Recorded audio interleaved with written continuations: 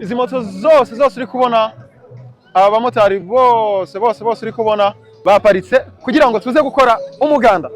Nitwa Habirya Aloys Patrick, naje uyu munsi hano. Uyu munsi ni umunsi w'umuganda rusange, nk'abamotari waje kwifatanya n'abaturage, polisi y'igihugu ndetse n'ingabo z'igihugu gukora umuganda. Umuganda w'uyu munsi wari umwihariko.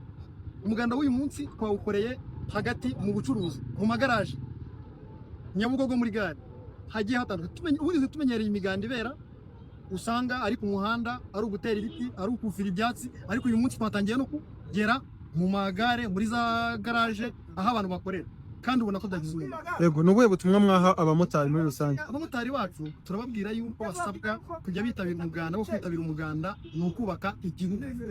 Yego, murakoze, turabashimiye. Turabashimiye cyane. Yes.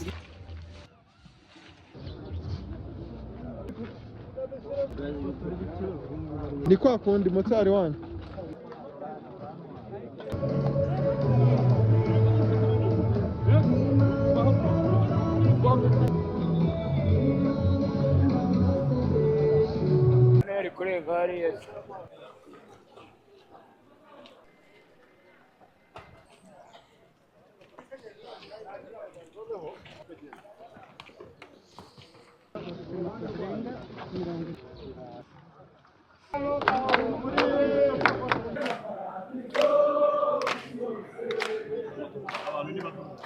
Isuku, umutekano, umurimo unoze kandi wihuse. Intore muramenye, intore muramenye, intore niganya ishaka ibisubizo.